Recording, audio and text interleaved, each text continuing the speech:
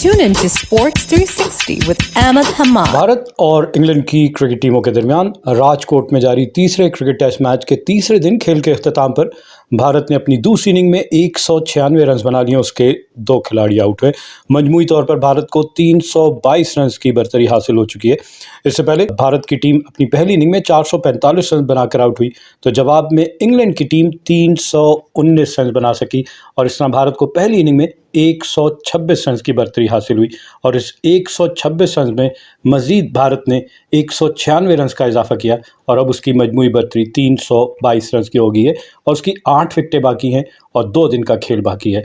इस सीरीज़ की बात की जाए तो अब तक 2 टेस्ट मैच जो खेले गए हैं, दोनों पहला टेस्ट मैच इंग्लैंड और दूसरा भारत ने जीता, तो सीरीज़ 1-1 के साथ बराबर। और आज हमने देखा कि इंग्लैंड की टीम जिसने ओवरनाइट अगर देखा जाए तो ज़बरदस्त बैटिंग की थी। आज इंग्लैंड ने अपनी पहली इनिंग कल के स्कोर 207 रन 2 विकेटों के नुकसान पे दोबारा शुरू की। उस वक्त क्रीज पे मौजूद थे बेन डकेट 133 रन के साथ और उनका साथ दे रहे थे जो रूट जिन्होंने उस वक्त तक 9 रन बनाए। लेकिन मासवाए बेन डकेट के जिन्होंने एक तेज तरीन सेंचुरी स्कोर की। इससे पहले इंग्लैंड ने अपनी पहली इनिंग दूसरे दिन के स्कोर 207 रन 2 खिलाड़ी आउट पे दोबारा शुरू की। उस वक्त क्रीज पे मौजूद थे बेन डकेट जिन्होंने 133 रन बनाए थे और जो रूट 9 रन के साथ क्रीज पे मौजूद थे। और बेन डकेट ही वाहिद बैट्समैन इंग्लैंड की इनिंग में अगर देखा जाए 319 में से आधे रन उन्होंने तकरीबन 153 रन बेन डकेट ने बनाए। तीसरी विकेट इंग्लैंड की 224 के स्कोर पे गिरी और आउट होने वाले बैट्समैन जो रूट थे और एक अनयूजुअल स्टाइल में एक स्विच शॉट खेलने गए और सही तरह कनेक्ट नहीं हुआ और तीसरी स्लिप में खड़े हुए यशवी जायसवाल ने उनका कैच पकड़ा। 18 रन बनाने के बाद जो रूट वापस पवेलियन लौट गए। उसके बाद से चौथी विकेट एक ही रन के इजाफे के साथ जो रूट के बाद जॉनी बेस्टो बैटिंग करने आए और कुलदीप यादव जो कि लेफ्ट आर्म अनऑर्थोडॉक्स हैं, उनकी लाइन को मिस किया, आगे गिरी हुई बॉल को बैकफुट पे चले गए और right in front of the wicket वो प्लम हुए और सिफर पे आउट हो गए। रिव्यू जरूर लिया लेकिन रिव्यू में नजर आया कि जनाब बॉल जो है वो स्टंप्स को हिट कर रही है और पिच इन लाइन है, तो इसलिए उनको आउट होकर बाहर जाना पड़ा। इंग्लैंड की 5वीं विकेट बेन डकेट आउट हुए और बेन डकेट वाहिद, जैसा मैंने कहा ना कि एक ही बैट्समैन जिसने 50% से ज़्यादा रन बनाए, 153 रन बनाए। इनको भी कुलदीप यादव ने आउट किया। एक बॉल जिसको बैकफुट पे जाके वो पंच करना चाह रहे थे, थोड़ा सा ज़्यादा बाउंस हुआ और सीधा कवर्स में खड़े हुए शुभमन गिल के हाथ में गई और इस तरह 153 रन जिसमें उन्होंने 151 गेंदों का सामना किया, 23 चौके और 2 छक्के इनकी इनिंग में शामिल थे और इनका स्ट्राइक रेट था 101.32। 5 खिलाड़ी आउट होने के बाद इंग्लैंड बैकफुट पे और आधे रन भी नहीं हुए थे।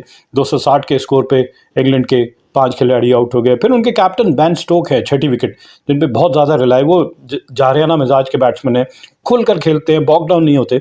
लेकिन हमने देखा कि 89 बॉल्स उन्होंने कंज्यूम किए, अप्लाई किया अपने आप को और 41 रन बनाए जिसमें 6 चौके थे। लेकिन इनको भी कैच पकड़ा इनका जसप्रीत बुमराह ने और बॉलर थे रविंद्र जडेजा, 41 रन बना के आउट हुए। इंग्लैंड का स्कोर 299 6 विकेटों के नुकसान पे।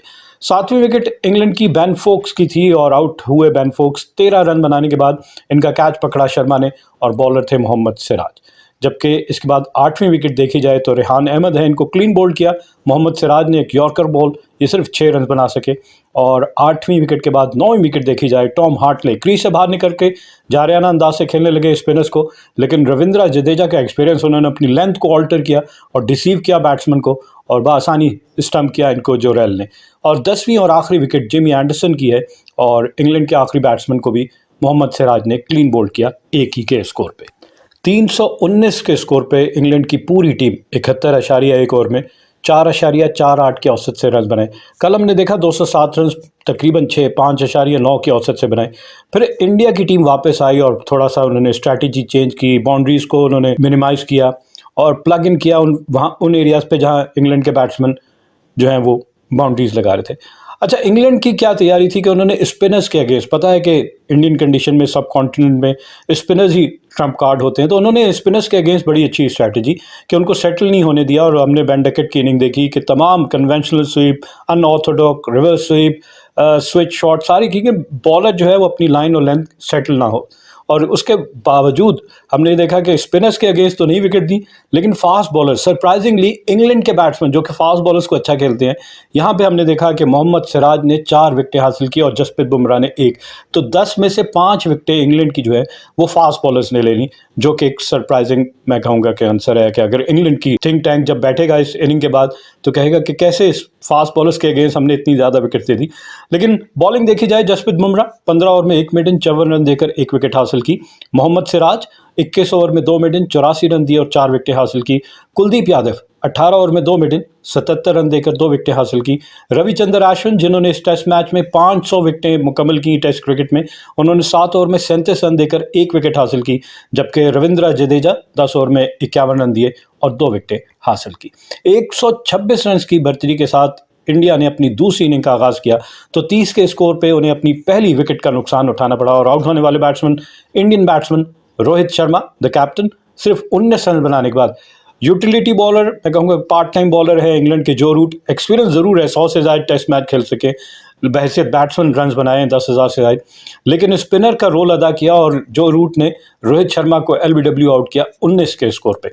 उसके बाद दूसरी विकेट जो है 30 के स्कोर पे पहली विकेट गिरती है और दूसरी विकेट की पार्टनरशिप में तकरीबन 155 रन का इजाफा किया और इस मौके पे यशवी जायसवाल जो है वो उनको कमर में तकलीफ हुई और वो रिटायर्ड हर्ट होकर वापस चले गए। इससे पहले उन्होंने अपनी सेंचुरी ज़रूर मुकम्मल की, 104 रन बनाए, 133 गेंदों का सामना किया, 9 चौके और 5 छक्के उनकी इनिंग में शामिल हैं। इस सीरीज़ में उन्होंने अब तक सबसे ज़्यादा रन बनाए, 400 से ज़्यादा रन बनाए, जिसमें एक डबल सेंचुरी भी शामिल है और इस टेस्ट मैच में उन्होंने सेंचुरी स्कोर की।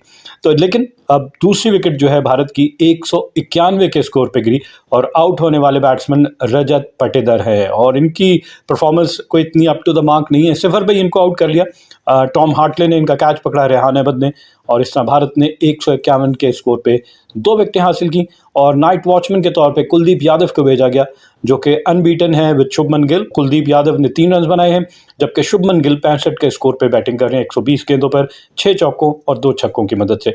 भारत ने 51 ओवर्स में 3.84 की औसत से 2 विकेटों के नुकसान पर 196 रन बना लिए और मजमूई बढ़तरी भारत की हो चुकी है 322 रन की। इंग्लैंड की बॉलिंग एनालिसिस देखी जाए तो जिमी एंडरसन जो अब तक 696 विकेटें ले चुके हैं 185 टेस्ट मैचेस में इंग्लैंड की नुमाइंदगी करते हुए, 6 ओवर में 1 मेडन 32 रन दिए और कोई विकेट हासिल नहीं की।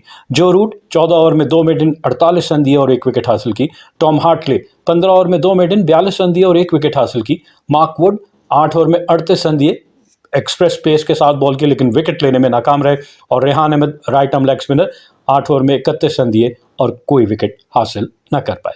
तो इस तरह एक मरतबा फिर आपको समरी बता दें इस टेस्ट मैच की अब तक की कि इंडिया ने अपनी पहली इनिंग में 445 रन बनाए और जवाब में इंग्लैंड ने 319 रन बनाए। इस तरह इंडिया ने पहली इनिंग में 126 रन की बढ़तरी हासिल की और दूसरी इनिंग में अब तक तीसरे दिन खेल के अख्ताम पर इंडिया ने 2 विकेटों के नुकसान पर 196 रन बना लिए हैं और अब उसकी मजमूई बढ़तरी बढ़कर 322 रन हो चुकी है। उसकी 8 विकेटें बाकी हैं और अभी 2 दिन का खेल बाकी है।